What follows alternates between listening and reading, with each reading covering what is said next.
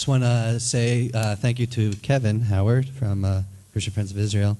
He is filming this today, and it will be put up on the website, daytopraise.com, so you can share it with others. It will happen a little bit later in the evening because we have to compress all the information and put it up, but probably around 7, 8 o'clock tonight, it will be up on the website. I want to also say Roberta Roberts, thank you for coming from Oklahoma City, and Jamie Fusco from New York. And there are other people, Marcia and Shauna and Kim, and a lot of people came just for this event. And I know you just had some groups here from Germany and I think from Seattle also came. And then we have from Korea, a lot of people from Korea and other Asian countries. Huh? And then, wait, I was about to get to the Philippines. Saving the best for the last. Whoa. I just want to say one of the major countries who came out in support for the Day to Praise was the country Philippines. Okay? So I want to let you know, because there are many, many people today from the Philippines praising with us. As we come to the conclusion of our program with Psalm 118, we're at the last moments of praise. But we have to keep in mind what began in words with us must end with God. Because we're just not reciting words as some form of speech. The purpose of praise is not the same as the purpose of speech, for the purpose of speech is to inform. The purpose of praise is to partake. What we wish to communicate to others is usually in our minds prior to the moment of communication. That's how we talk with one another. I know what I'm going to say to you, and I say it.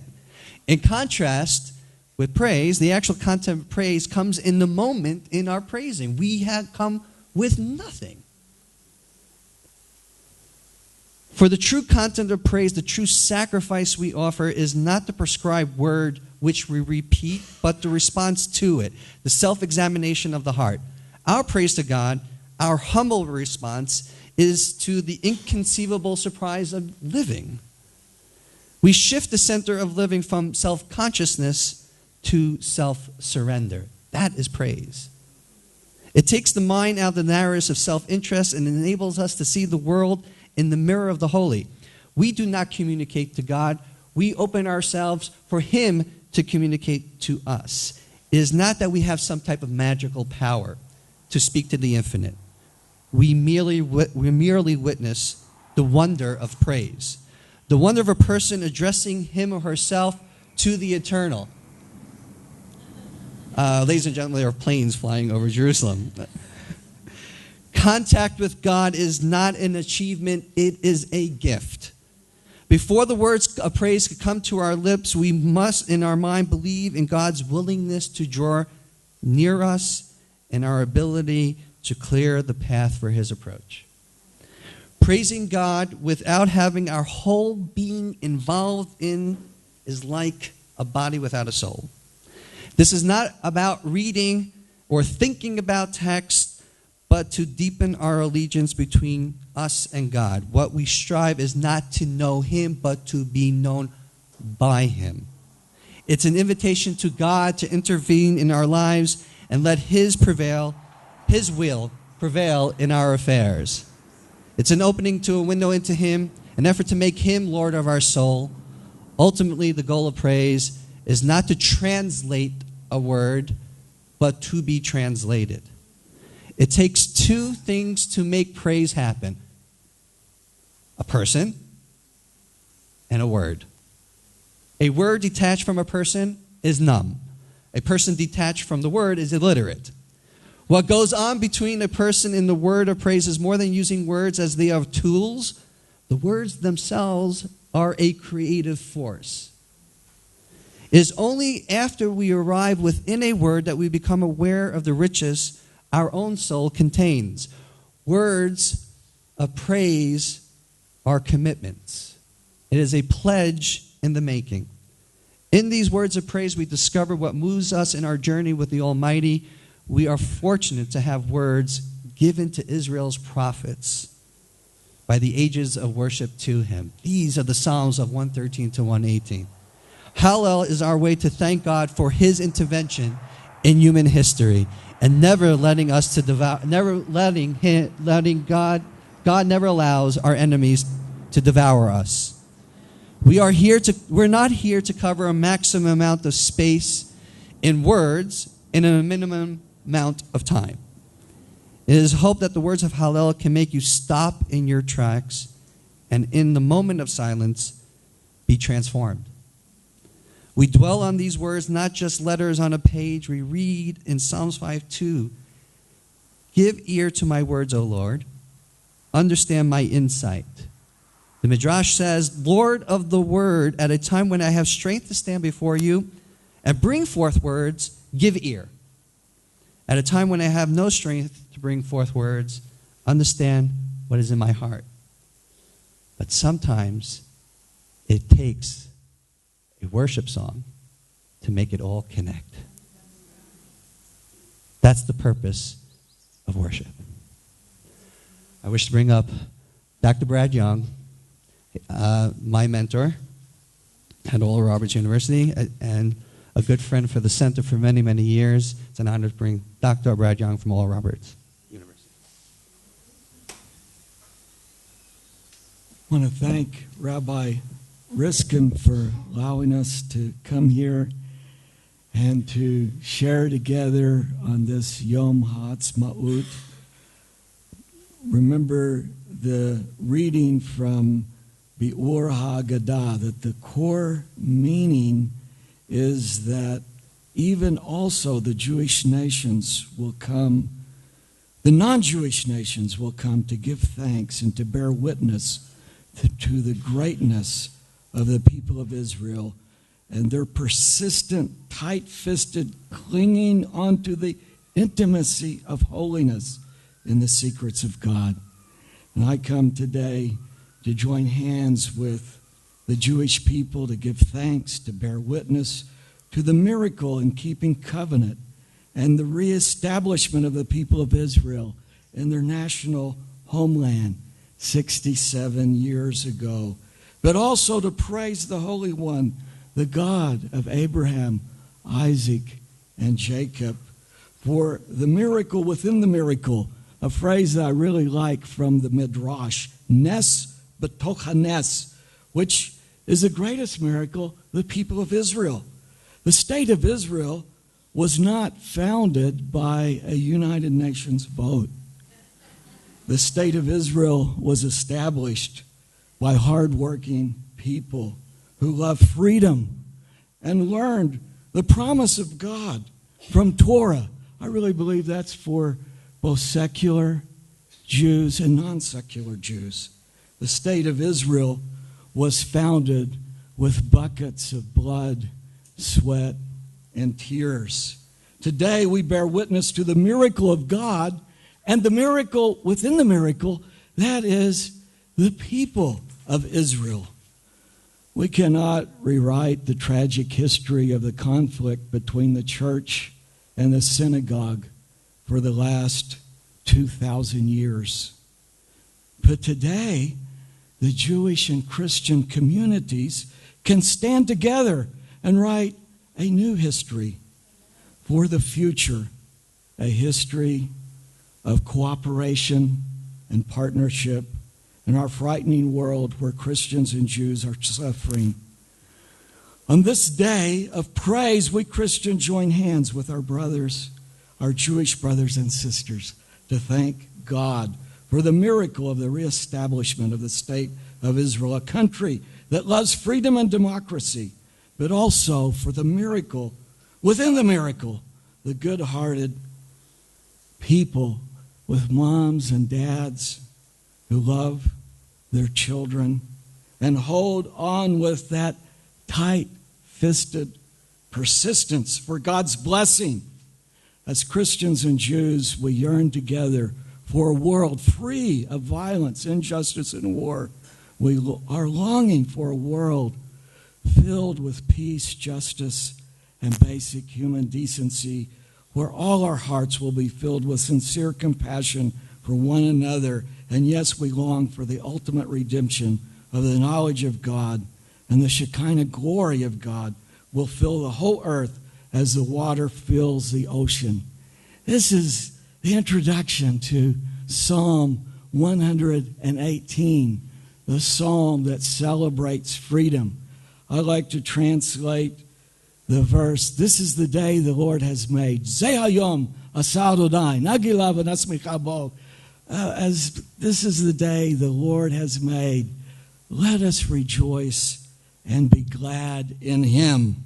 Famous Hebrew scholar Amos Chacham, who wrote the commentary, said, maybe it's not so good to say we rejoice in the day as much as we rejoice in the Lord for what he has done for each of us. The miracle of Israel, the miracle of the people of Israel, the miracle of a future history where Christians and Jews can stand together in spite of all our differences, which are very important to acknowledge, but to stand together with our commonalities and solidarity to pray for a future. Today, we praise together for 67 years of the state of Israel.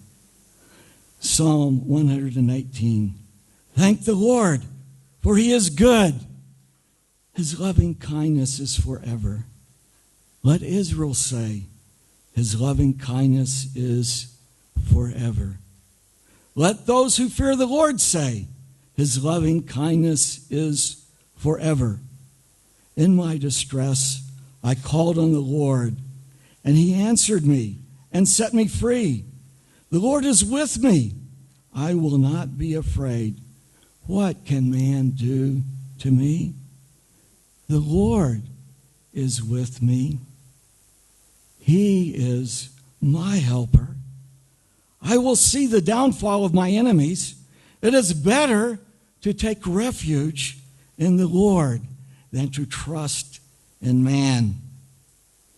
The nations all surrounded me on every side, but in the Lord's name I drove them off.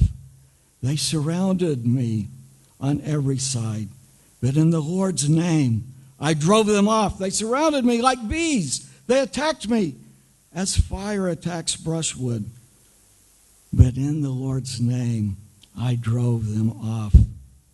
They thrust so hard against me, I nearly fell. But the Lord came to my help. The Lord is my strength and my song. He has become my salvation. Sounds of song and salvation resound in the tents of the righteous. The Lord's right hand has done mighty deeds. The Lord's right hand is lifted up. The Lord's right hand has done mighty deeds. I will not die and tell what the Lord, but I will live and I will tell what the Lord has done. The Lord has chastened me severely, but has not given me over to death. Open for me the gates of righteousness, that I may enter them and thank the Lord. This is the gateway to the Lord. Through it, the righteous shall enter. I will thank you, for the Lord answered me and has become my salvation. The stone which the builders rejected has become the chief cornerstone. This is the Lord's doing. It is wondrous in our eyes. This is the day the Lord has made. Let us rejoice and be glad in him. Lord, please save us. Lord, please grant us success. Blessed is the one who comes in the name of the Lord. Baruch haba b'shem Adonai. The Lord is God. He has given us light. Bind the festival offering with thick cords and bring it to the horns of the altar. You are my God, and I will thank you.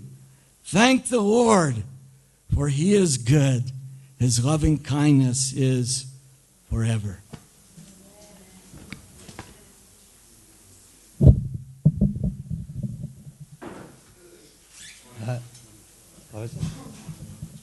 Okay, Psalm 118, 21 to 24 is going to be the next song, and then afterwards is the final song, which is 29. Verse 29. So we're going to have two worship songs. After that, I just, again, want to extend my thank you. But after the worship, the service is over. I just want to say to everybody who, thank you for making this a new chapter in Jewish-Christian relations, a chapter between Israel and the Christian world. Thank you, Sharon Sanders, Becky Brimmer, Pastor Becky Keenan, Michael Utterback, Dr. Brad Young. Did I forget anybody? No. All right, I got everybody. And Donna Taylor. And all the rabbis and the speakers, Rabbi Pesach Wallachy, Jonathan Feldstein from Heart to Heart, Rabbi Riskin for making this all happen. Bless you. Blessed is the name of the Lord. Thank you for being here.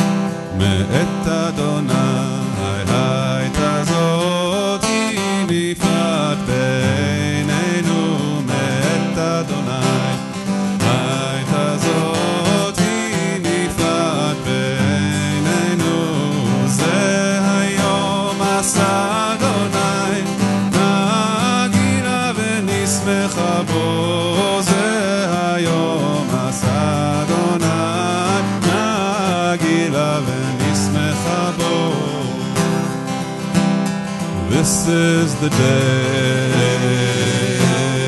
our happy day. This is the day, a wondrous day. This is the day the Lord has made.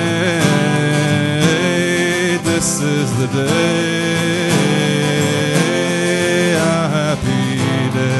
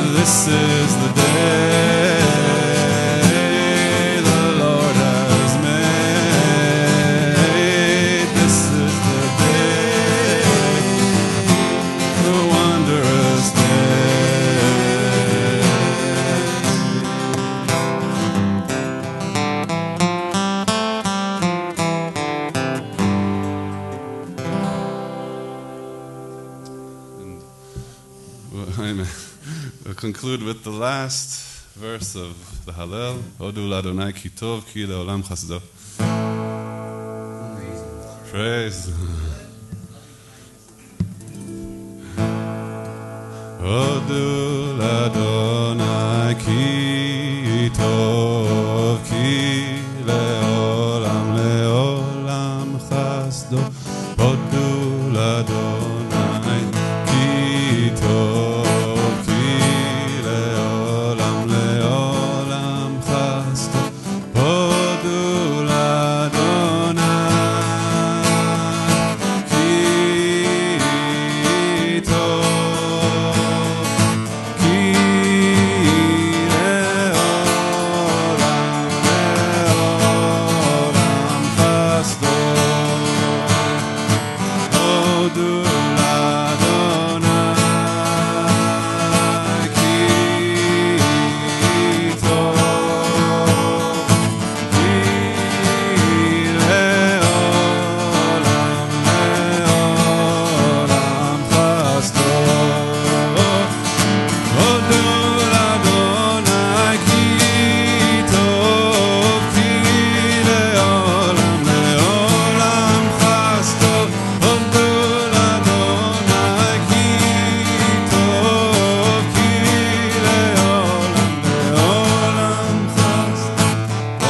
Hodu l'Adonai ki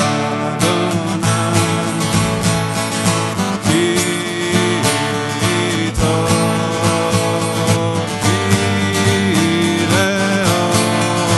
le'olam le'olam chasdo. Hodu l'Adonai ki tov ki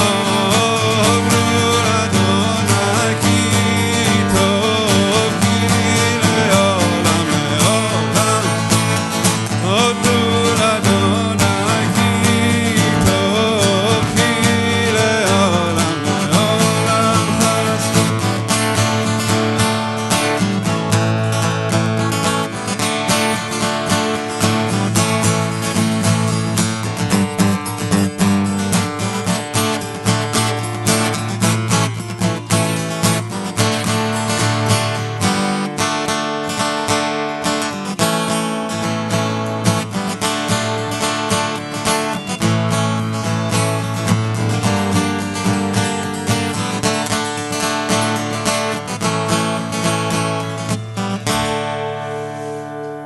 Hodu l'Adonai ki tov ki le'olam le'olam chasdo. Thank you for lay fireman Elizabeth Wong, Steve Hauer, for helping us connect to the words with melody and song. I said to you that we were going to end. Rabbi Riskin just wants to add one caveat to the ending. I want to again extend Rabbi Alan Uter, thank you for what you said. Gushing, loving kindness. Thank you. First of all, it's been for me a very, very special morning. And first and foremost, I want to thank my partner and the real director, David de Krutman.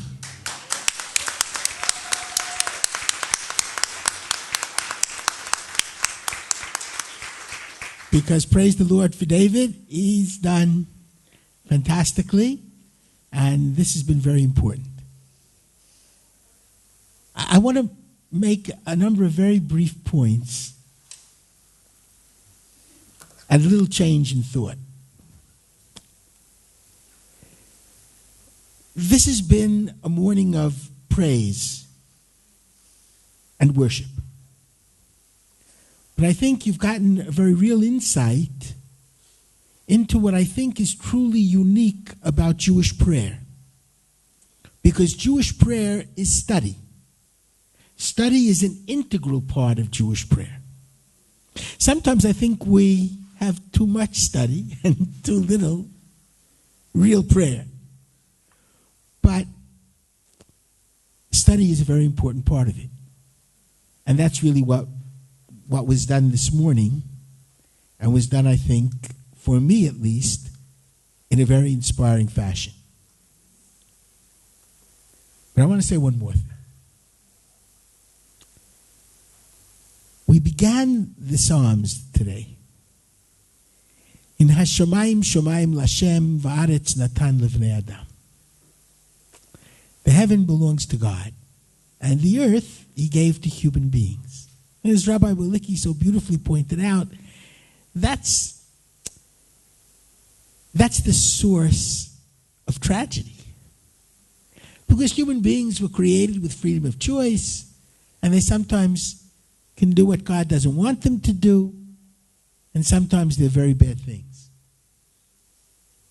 And that's the tzara v'yagon, the pain and the suffering that we very often see in the world. And we ended the Psalms. Hodu Lashem Kitov. Give thanks to the gushing good God, Rabbi Yuder. I will never forget that. Best translation I ever heard. Kila Olam Chasto, which was translated here because His loving kindness is forever. But I want to give you an alternate translation, which I think belongs at the end. Because His loving kindness is towards and in the world. Olam means world, not only forever. Forever is a secondary meaning because the world, we think, will last forever unless we destroy it first. And we're maybe close to doing that now. God forbid. But that's very important. His loving kindness is for the world. So that it's no longer the heaven is God's and the earth is men's. We have to make the earth God's. Let them make me a sanctuary, God says, so that I may dwell in their midst. Our job is to bring God into the world. And therefore, when we speak about God being good, and God being goodness, and God being compassion, and God being love, and God being patient and forgiving even to the sinner, we're created in God's image.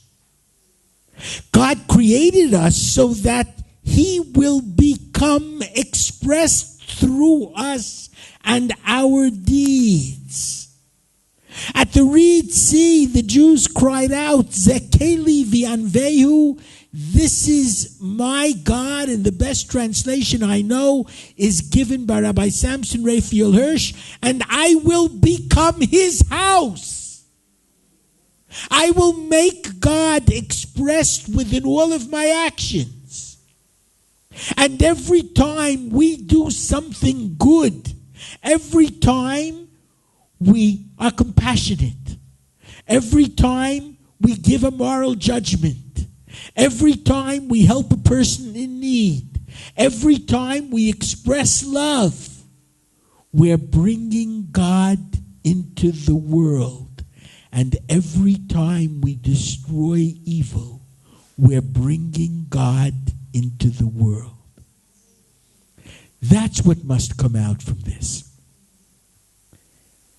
And I want to say one other thing. We said again and again in the Psalms, not for us, but for you, O God. I'll tell you what that means to me. We're living in a world of a religious war. However you slice it. We're back to the religious wars. I know that Islam in the 11th, 12th, 13th, 14th centuries even was a very open and intelligent religion. Sufi interpretation, moderate Sunni interpretation, Kalam interpretation. But that's not true anymore. Certainly not in the Middle East. There are very good Muslims.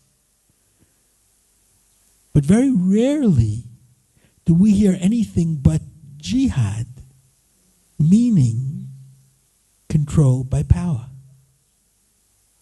And the only real argument between ISIS and Iran is who's going to do the controlling. But everyone says it's through power. We stand on the other side of the spectrum because that extremist form of Islam is not biblical monotheism. It's Satanism. If you turn Allah into Satan and preach destruction and terror, that's what it is. Now we have to bring God into the world. That's what it means. Kili olam chasto. His loving kindness is towards the world. He put us in the Garden of Eden, it says, the world in early times, lo'ovda'u l'shomra, to develop it, perfect it, and take responsibility for it. So we've got to come out of here understanding that maybe we can't do it alone, but I'm sure we can do it together. Initially, we were much closer. We both agree, I think, about one major thing. The Messiah has to come. Whether it's his first coming or his second coming, about that we can disagree. But he has to come.